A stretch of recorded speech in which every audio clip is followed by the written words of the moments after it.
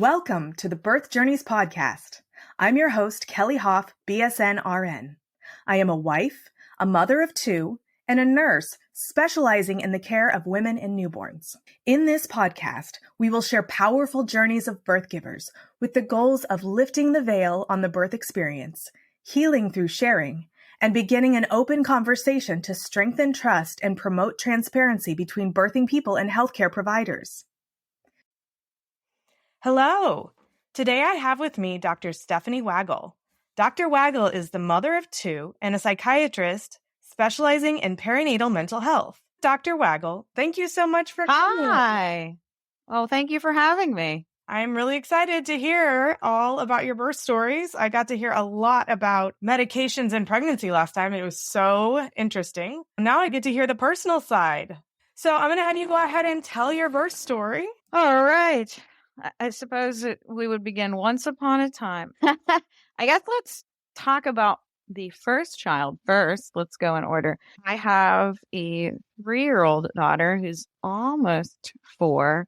So this was just before the pandemic. I have a boy and a girl. So I suppose I was a little bit older than the usual, which I think is actually a good thing. I know that there's so much negative about the geriatric pregnancy, but I think having an established life and career and stability and being fully mature and knowing what it is that you're doing is actually pretty helpful. So I think it was good that I was like 32 when I had my first kid. So I think that's a good age. So let's see. Conceiving was interesting because I actually had kidney cancer. And so I had to sort of plan it around my follow-up testing because you can't really go and get a CT, an MRI, because of the contrast with the MRI. There's some radiation with the CT too.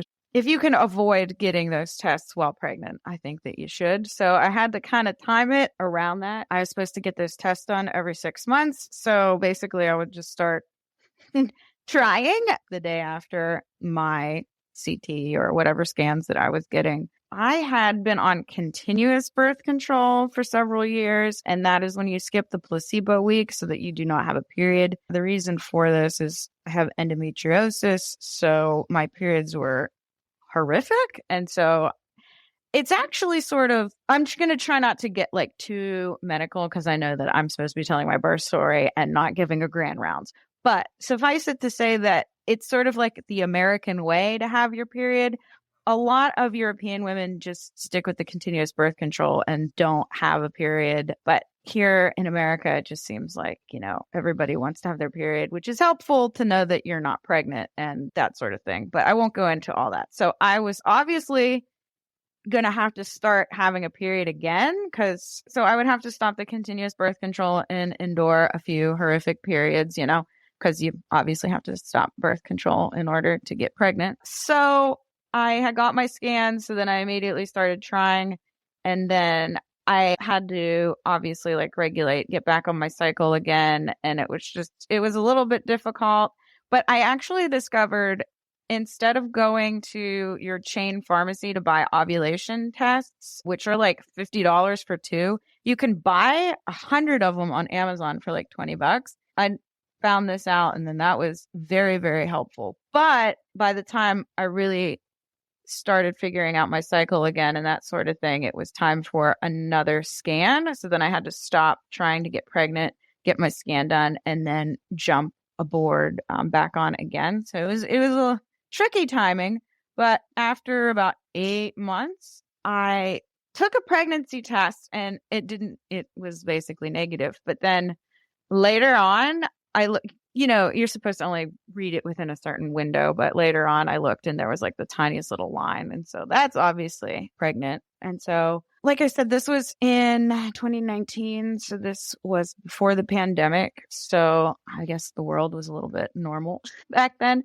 And so I own a busy private practice. And so I understand, especially like when it comes to birth plans, I understand that things probably aren't going to go to plan, but it's at least nice to have a plan in mind so that, it's not just utter chaos. Now, being a physician myself and having delivered 12 babies, I know that a lot of practitioners kind of have a negative, not all, but some have a negative view about birth plans, and they're like kind of roll their eyes and they're like, it's not going to go this way and you might as well toss it out the window now.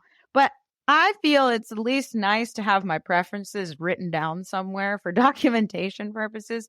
And I didn't write a novel or anything. And I made sure everybody understood, like, I know that statistically it's not going to happen exactly this way, but I did schedule things just in case I could get them to work out the way I wanted to.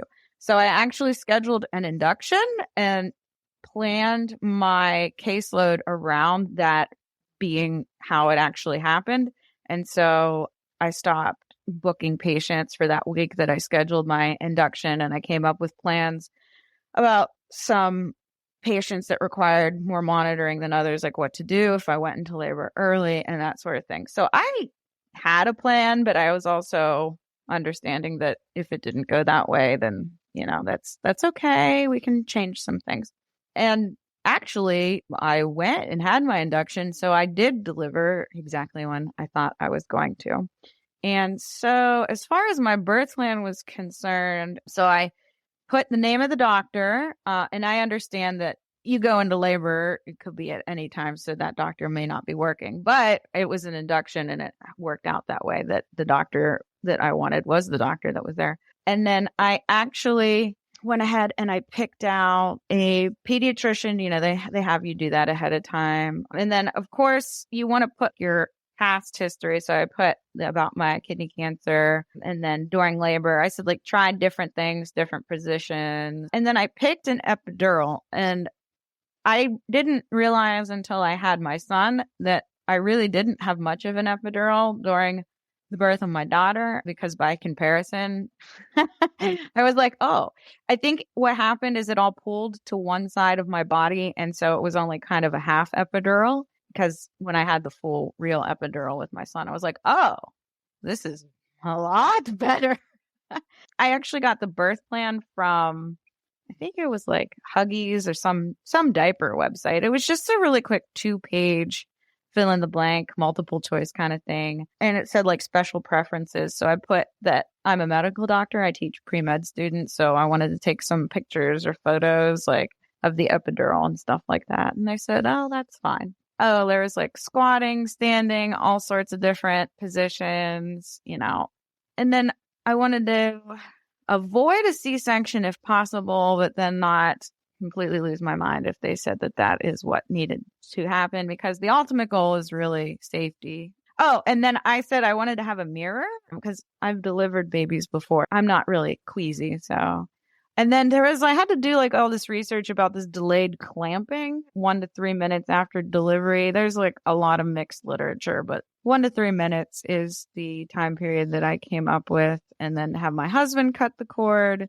And then now speaking of mixed literature, the cord blood registry, there's some people that say it really never comes in handy. And some people are like, yeah, I actually used it. And I said, it's a peace of mind. I think I'll get it. But I guess I was really nervous because they say that sometimes they aren't able to get enough of it to be able to store it. So I was like, oh, make sure you get enough of it. And then there is a small part for after delivery. So I said that I wanted to hold my baby skin to skin immediately after. I wanted my baby to be kept with me at all times. And then I chose breastfeeding, which that could be a whole other topic. So basically for my daughter, it was scheduled induction. I just went in and I was in labor. I actually called in a prescription while I was in labor because I had a patient that had a panic attack, but I was just chilling. I think that because I have been present for so many deliveries that it wasn't this shocking new experience for me. So I was able to be well aware of what was going on. I think it could be pretty scary if you've never been in that environment, because there's a lot of mysterious things going on that you might wonder about. And there's not good explanations for a lot of things that are going on. But having had the experience, I knew what was happening. So it wasn't really that scary. So it was pretty smooth with my daughter. I didn't know at the time, but I guess it was not a real epidural, at least on half of the side, but I didn't have a kid before, so I didn't know how much it was supposed to hurt or not. Are you pregnant and planning a hospital birth? You don't need a birth plan. You need a birth vision. In my opinion, birth plans set you up for failure. Yep, I said it. Hear me out before you turn off this podcast. You may think that by downloading a generic birth plan, it means you're in control. The truth is, it's not that simple. No one can control exactly how their birth will go. There are way too many variables. What every pregnant person wants is to walk into the hospital pregnant and to walk out with a healthy newborn in their arms. The journey in between is the murky part. It's hard to know what issues might come up that need to be addressed. If you focus your energy on a birth vision rather than giving your power to a birth plan, you can empower yourself to make the best choices for you and your baby. That's why you need to get into my Empowered Hospital Birth program. As a labor nurse and mindset coach, I can help guide you through the process of maintaining the calm autonomy that will help you achieve the birth vision you desire. In my Empowered Hospital Birth program, I will help you identify the source of anxiety you have surrounding hospital birth, fill in knowledge gaps to make sure that you are fully informed and confident, learn key phrases so you can better communicate with your medical team, emotionally process your fears so that they don't hold power over you. Go to kellyhoff.com/empowered to book a free 30-minute private birth vision call, where we will identify your top fears and must-haves and gain clarity on exactly how you want to feel in the birth space. That's KELLYHOF.com/empowered. I'm honored to be a part of your birth journey. So when you say that your epidural was not working on one side, was it just not, it was like numb on one side, and then did it take some of the edge off on the other side, or you just were like straight up in pain on the other side? Oh, it was like straight up pain. Like it was like a natural birth on one side and an epidural on the other. Yeah, that doesn't count as an epidural. I mean, like, it was a half and half situation. Yeah, but like, what's the point of that? You know, like, it's so funny because they'll be like, oh, well, it works on one side. Okay, but if you come in and you have a broken leg on one side, people don't say, oh, well, it doesn't count because you're only one leg's broken. You know, it's like, okay. So then in my book, you didn't have an epidural. And I don't know why there's some sort of disconnect and like difference in judgment when it's a woman having a baby versus somebody that's coming in with a broken leg. But exactly, pain on one side of the body is still pain. Just saying. Yeah. And I didn't have anything to compare it to. And I'm like, and I actually did, I could tell, you know, it really hurts on one side. And they were like, oh, it's because you've been laying on that one side. Like, let's flip you over. But I think it was too late. I think the distribution had already taken place. Yeah. And I was like, well, it's not like I'm going to go get another epidural or I don't know. Right. Yeah. They did have me flip over, but I think it was too late. Yeah. Sometimes that's an option. And what we'll do sometimes is just like get a bolus and turn you over. But if that doesn't work, well, and then I figured, you know, I'm already committed. Let's just keep going. Get her done. So then how was pushing for you with the half epidural? You know, it was fine. I do a lot of ab work and core work. And so the pushing, I think, wasn't really a problem. They said I was a good pusher. Good. Yeah, I didn't have any issues with pushing. My husband was very helpful. Oh, yay. He was very encouraging. He was, I think, pushing too. Yeah, probably. That's the problem. We all do. So how long do you think do you remember how long you pushed?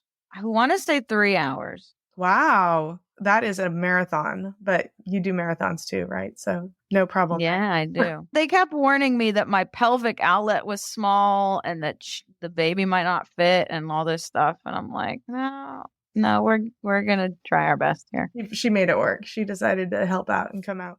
Well, she's tiny, 6 pounds. Aww. So, I mean, little peanut. She helped me out there. Yeah. So, and then as far as your birth plan, like the rest of your birth plan, the after delivery birth plan, did that go the way that you preferred? After delivery, yeah. I mean, they got enough sample for the cord blood. My husband cut the cord. I suppose that they did the clamping somewhere between 1 and 3 minutes. I had a mirror. I got skin to skin. I got to breastfeed. everything went very smoothly, and the pregnancy itself went smoothly. I think at this point I thought, oh, like I could have like 5 kids. But things changed with my son. Yeah. So then just to comment on the birth plan, I like that you talked about the birth preferences because again, it's great to know what people want. But what's so interesting to me is most of the time what people want is what we already do because we're adopting a lot of the stuff that's on the birth plan is just best practices. So we're adopting a lot of that. Like most of the places I work, they're doing the cord clamping at least 1 minute. They'll do a little bit longer, but then they don't recommend longer than 5 minutes because of the potential for jaundice, and they will explain that. The cord blood, it's good to do the cord blood banking. If it's something that is affordable for you, then that's perfect. You know, there's all sorts of things that are now normalized that I think that part of the reason that people do the birth plan is because of this culture in obstetrics that it's lingering, but women felt like they had to come in with their dukes up trying to ask for best practices. And while that may be still the same thing in certain areas and with certain providers, most of the time the preferences that people come in with are what we're already doing. It's still great to have them. Right. And we all are most of the time working towards that same goal.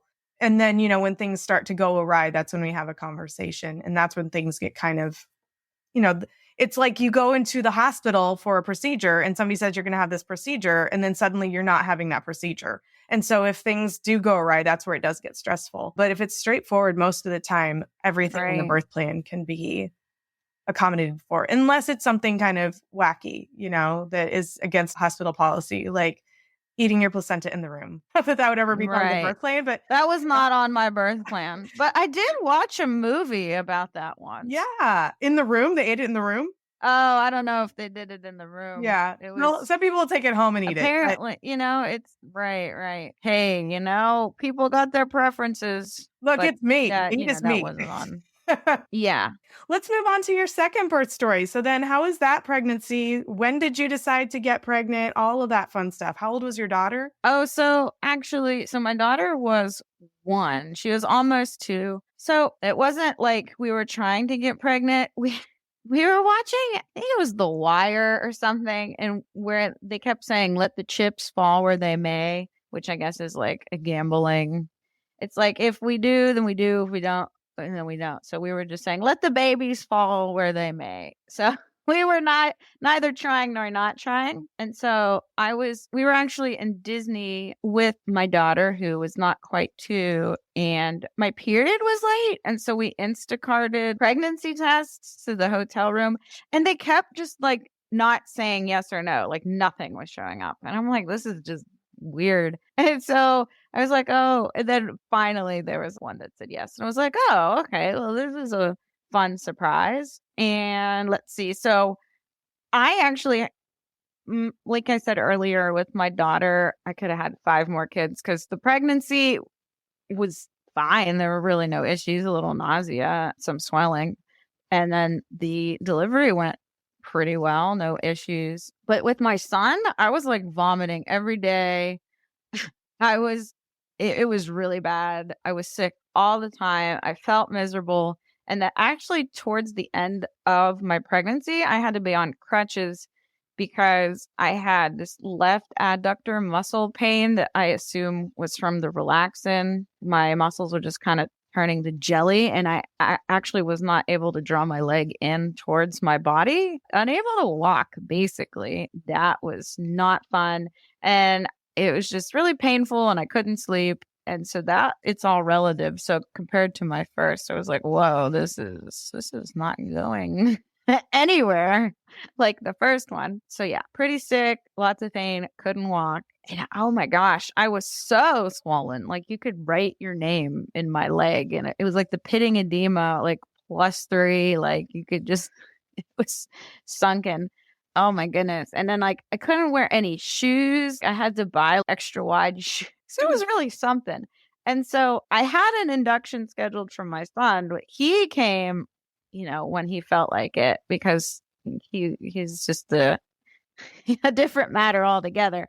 And so I actually, my water broke at home. And I know that a lot of times when you go in, like they might send you home. So I took photos to show them how much water broke, which was good because when I went in, they were like not going to admit me. And I was like, no, I have pictures. And then they're like, oh, okay, let me see. And they're like, whoa, okay. And then they immediately got me into a room. So I was like, okay, good. And so they had the heart monitor on and they were saying, oh, it seems like the umbilical cord's wrapped around his neck. And I'm like, oh, this kid, I'm telling you what. So basically, my daughter, everything went smooth and the whole birth plan went exactly the way that I had it. But my birth plan for my son, I mean, honestly, like overall, it wasn't that bad, but it was pretty scary for a second when they were saying about the umbilical cord. And the doctor who was delivering him said that if he doesn't come out like within the next few minutes, they would have to take me for a C-section. And I was like, no. And I pushed so hard. 15 seconds after she said that, he came out because they were actually talking about vacuums and clamps, and I heard them chattering in the background about getting these devices out, and I'm like, nope. And I was like, "Ah," and then like so fast he came out. So some of the stuff on my plan was skin to skin immediately. We did get to do that. I don't know if it was 1 or 3 minutes for the cord clamping. I was too busy freaking out about the word vacuum. We were able to get his cord blood banked. I suppose that they were able to get enough. Oh, I had an epidural with him and I was like, oh, this is an epidural. Yeah. So definitely had an epidural with him because I didn't really feel anything at all. And obviously I was able to push. Well, I think the motivation with all this talk about C-sections and vacuums and what, all these different things that were not on my plan really is what got me to push. It was really quick, like super fast, a little bit scary, but not scary for that long because he came out and he was crying and he was pretty good. And I was able to breastfeed and do skin to skin, and we didn't have to go get a C-section, and I actually had a real epidural. So it wasn't that bad. It was only scary for like that 15 seconds.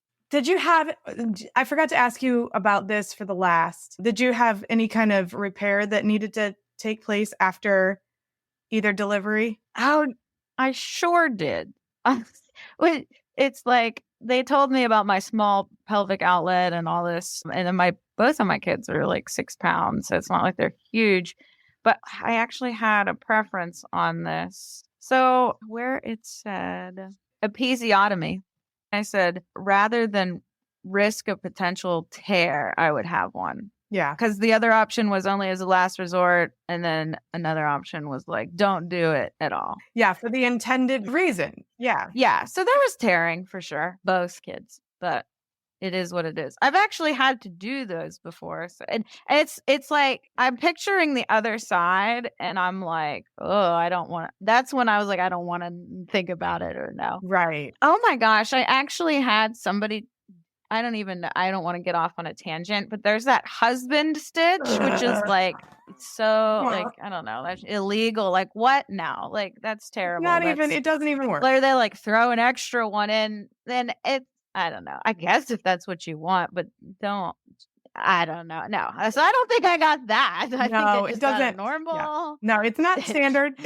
Well, because like some people it's their general practice to do an episiotomy. That used to be the thing. And some of the old school doctors will still do that. But it's just not really, if you're going to tear to a fourth. Right. That was my selection. I was like, if it's, if there's a tear or it looks like a potential tear or something. Yeah. But don't do it just for fun. Right. And then, so how is the recovery? Do you remember like what they ended up doing and how the recovery was for you? And did you have any pelvic floor issues? Ooh, pelvic floor issues. Yeah. So par for the course for my daughter, everything went pretty well. I recovered quick. Again, no issues that stand out. But like I said, for my son, I could not walk. And so I was hoping by some miracle that delivering him would be what allows me to be able to walk again.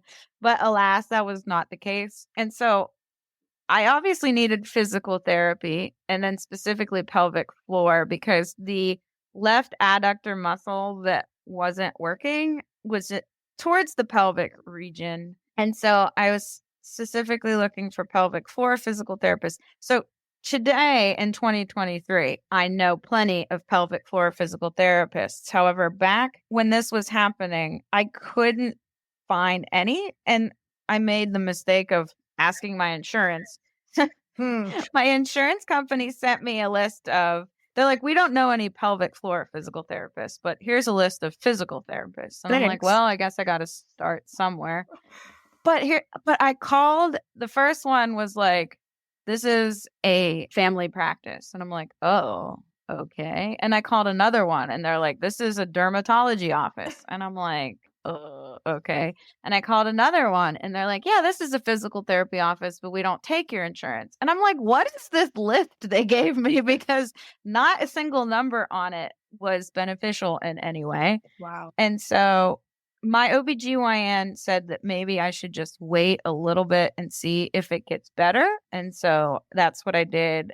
And it did get better. I was able to walk a little bit, like about a month out. And then I'm crazy and started training for a marathon. And I was like, oh, I can finally walk. I might as well train for a marathon. That makes a lot of sense. But while I was running, I noticed that the left adductor pain, which I wasn't able to find a physical therapist for at the time, was most prevalent when carrying either child on my left hip, because I think I default to carrying my kids on the left side so that I can use my dominant right hand to do, the cooking and the cleaning, all that sort of thing. So then I started flipping them and holding them on the other side. So that actually helps substantially. I definitely want it on the record that I'm in physical therapy now, but I called every single physical therapist on the list my insurance gave me, and none of them were either physical therapist or took my insurance, which was so silly. Anyway, currently, almost 2 years later, I found one. But I was like, okay, well, I love running and, I did sign up for this marathon. So, and then I started running and it would only hurt after maybe 10 or 12 miles. And it's 26.2. So I had to build that up a little bit. So what I actually did was I found this like pelvic girdle online and I put it on, and then the strap that went around my left leg actually helped too. So the two things that helped the most were switching the hip that I was carrying my kids on, and then wearing the pelvic floor stability apparatus if I was going to go on a really long run. And so I was able to sort of get back to normal. However, whenever I was doing the marathon around mile 16, again, the pelvic floor, the left side adductor muscle, like turned to gelatin. And I actually had to text my husband in the middle of the race, like, look at my location and somehow try to find me and hand me this girdle because I'm like dragging my leg. It was really bad. And so I did pretty well for the first 16 miles of the marathon, but then like my pace was like, I don't know, like 9 or 10-minute miles. And then after 16, I really, really slowed down to like 15-minute miles, but I finished, which is great. I was proud of myself for that, considering a few months prior, I wasn't able to walk. So this time I'm training for another marathon and I'm in physical therapy and I have a better plan. But I guess what I'm most worried about is if we get back to my daughter, the pregnancy, smooth, just a little bit of nausea, some swelling, no big deal. Delivery, except for the fact that the epidural didn't work on one side. The delivery was smooth. I was like, oh, I could have 5 kids.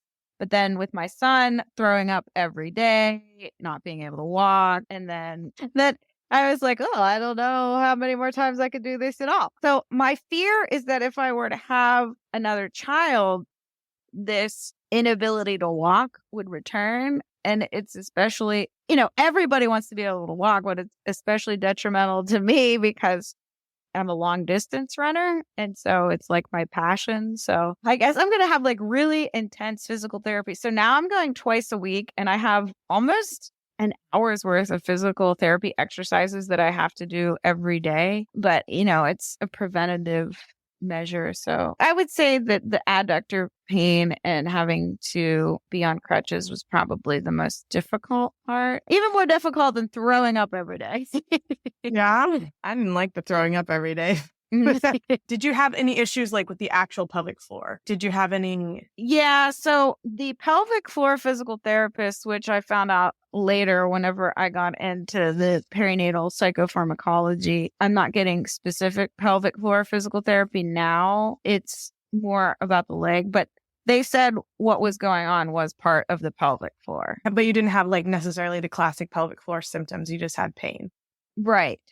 Like, so you weren't peeing yourself. I was about to say, if I sneeze, I pee, but that actually is not the case anymore. Okay, so the therapy is helping. Yes. And then you mentioned that there was you said that breastfeeding was a whole other issue. Was that something that you had desired and then had some trouble with? Like, we could do like an entire episode about that. So with my daughter, and here's the thing is that I don't want to sound like, oh, I was so dedicated to it. I'm so hardcore. I wasn't going to give up. Because if you formula feed, that's fine. I don't want to shame anybody. But I really was like, this is excruciating, but I'm going to do it anyway. But I don't want to say that to sound like, oh, I'm so cool or whatever, you know. But it was really painful. And every time I breastfed, I like started crying. My nipples were bleeding. I couldn't even get in the shower because droplets of water. They were so sensitive. I eventually did figure out what to do with my second, but with my daughter, it was excruciating. I got like nipple shields. I got that lanolin. I tried that. I read everything that you could try to do, and it was just so painful and so horrible and just so excruciating. I kept doing it. I don't know. I'm a glutton for punishment, I think. I see that as kind of, you seem to have like this fondness for suffering, for pain. Yes, pain and suffering. It did eventually get better after a while with my daughter. Now, I wised up and I figured out the trick with my son because I was like, this is so horrible. I was so scared. What I figured out to do believe me, I tried everything. I tried creams and I went to lactation consultants and I tried the frozen cabbage, all sorts of things with my daughter. But the solution was actually quite simple. Unfortunately, it took until my son. The thing that helped was like a gradual increase in stimulation. So instead of just no kid on my nipple and then kid on my nipple, which is an abrupt change, I actually would take a towel and put a towel over my nipple. Okay. And just leave it there for like 30 seconds. And then I would start rubbing the towel. And so it was the gradual, subtle increase in friction and stimulation, and then put the baby on instead of just no baby and then baby. It was, okay, a towel and then a moving towel and then a little bit pinching of the towel and then baby. And it was the gradual transition that finally made breastfeeding bearable. But was it still painful or was it bearable? No. Well, I mean, like, was it enjoyable or was it just bearable? It was much better. And I mean, it wasn't excruciatingly painful. It was, yeah, I wish I would have figured. No, I didn't cry every time I breastfed with my son. I wish I would have figured it out. I don't know. It seems like such an obvious thing, like an gradual desensitization, if you will. I was surprised I didn't figure it out. But I'm also surprised it wasn't in any of the millions of suggestions or forums or spreadsheets or literature that I read. Yeah, that's so interesting. The only thing that I've heard of that is similar that people have tried to do is to do a little bit of light pumping beforehand. I tried that too, yeah. Did not work? No. I wonder if the kids are just like super aggressive on the breast. Yeah, they're like gnawing. Because they're supposed to, like, the normal latch is a little bit of stimulation at first, and then it kind of picks up, and then it starts to have that like deep. I just have like really ravenous children. I mean, I went to like 3 different lactation consultants, and nothing worked until I figured out the whole gradual towel desensitization thing. That was the ticket. That should be a method that you should share. You should do an online course in nipple sensitivity. I know, right? Stimulation method. Slowly increase. It's amazing. And then, so how long were you on maternity leave for? Okay, so how did you balance career and motherhood? That's a great question. Wonderful. Yeah, in that immediate postpartum period. Well, I will tell you, I don't know how any of my colleagues that are still in the hospital have kids and can do that, because the hours that I was working when I worked in the hospital were atrocious. You couldn't even keep one person alive, let alone 2 kids. So I own my own private practice, so I can make my own hours. And it's not like I purposely made myself suffer, but at the same time, I have patients that really depend on me, and I couldn't just be like, I'm going on maternity leave, bye. So it was a lot of meticulous planning. Like I said, I scheduled the induction. I scheduled no patients. I stopped accepting new patients. And then my patients that require higher levels of care and more periodic check-ins, I would have on the schedule for Thursday, let's say. So then people that could go a few months without seeing me, I just didn't schedule them for the first 3 months after I delivered. And then people that really did need to see me, I'd have them on Thursdays. So I think I would say I took a month off of no work, but of course, people would need prescriptions, or pharmacies would, call with some kind of insurance debacle. So it's not like I wasn't working at all. But I stopped seeing new patients. And then about a month later, I started seeing patients on, for example, Thursdays that would need to check in, which was honestly fine. That was doable. And then my husband had paternity leave, so that was helpful too. And then COVID actually kind of helped, because it was then you could do telemedicine, which really wasn't such a thing before COVID. And so, I could check in with my patients virtually while, my daughter was here. And then with my son, COVID was really going on. So everything was virtual. So it's not like I overworked myself, but it's just I had to prioritize, certain patients.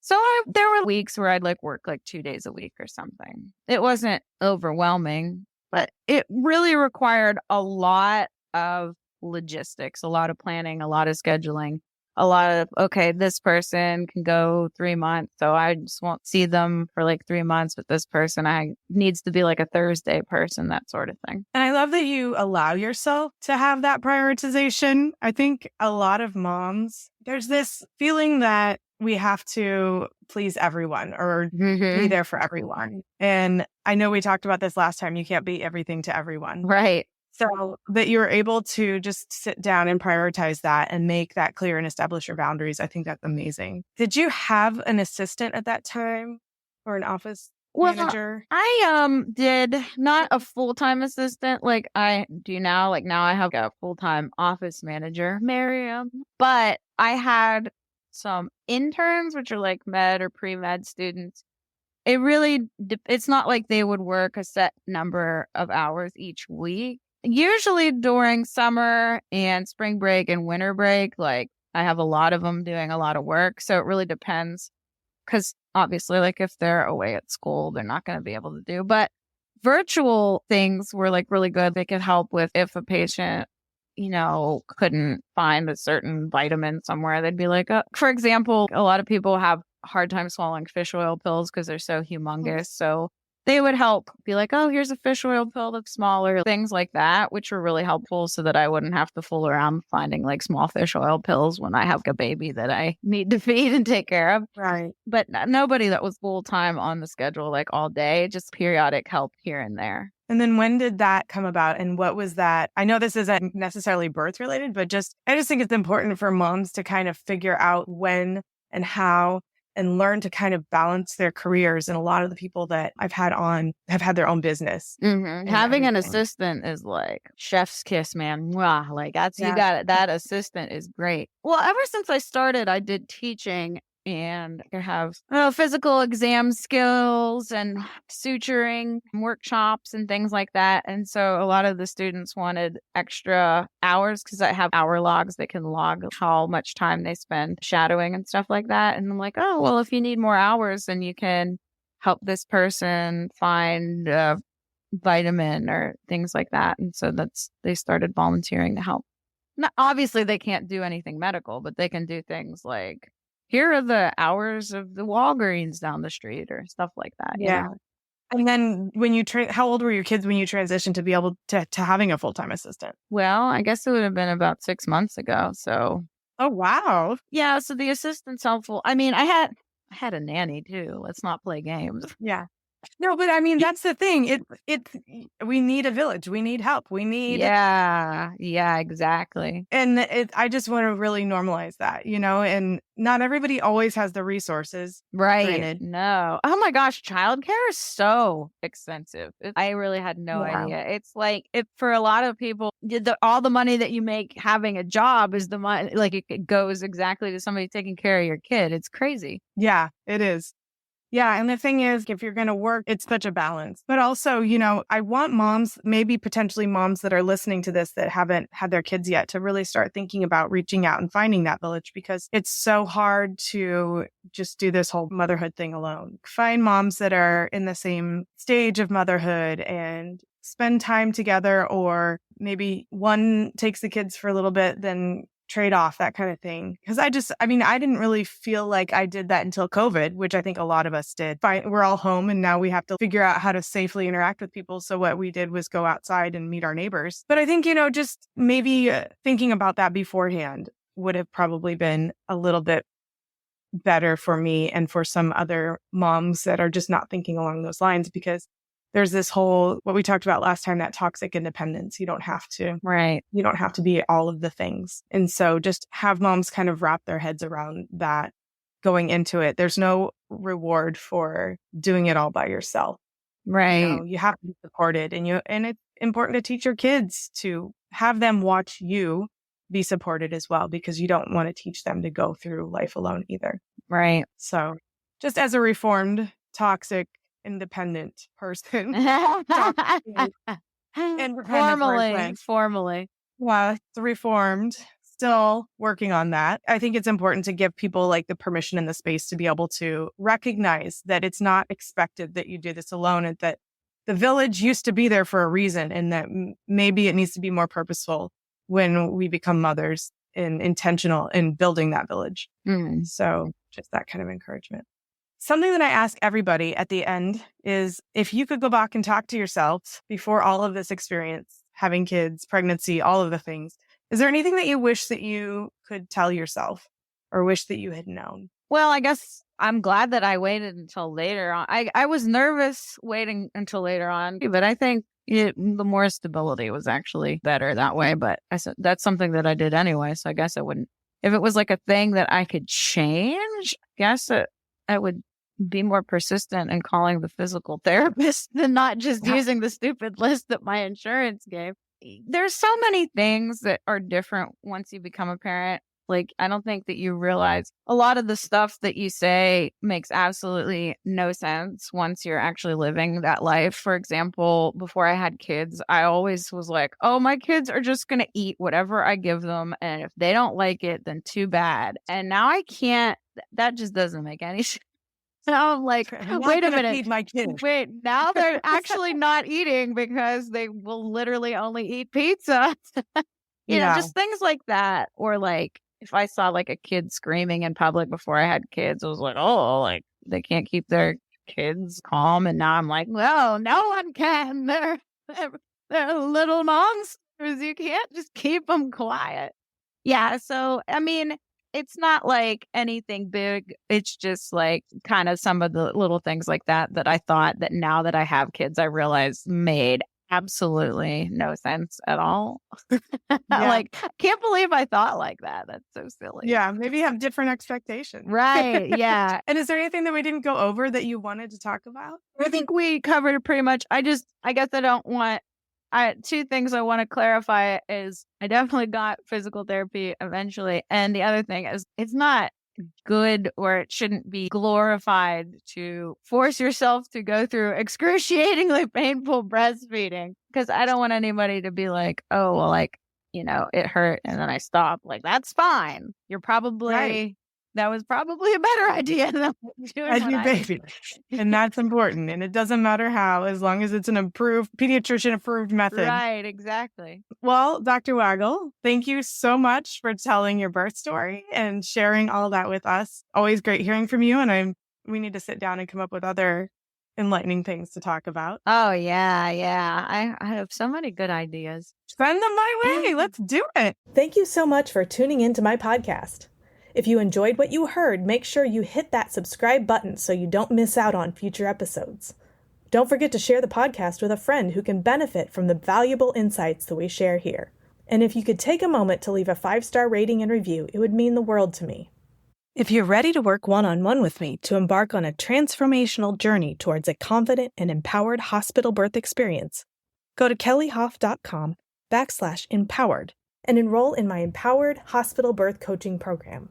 Together, we'll create a roadmap to a birth experience that you'll cherish forever. That's KELLYHOF.com/empowered. Let's make your birth experience extraordinary.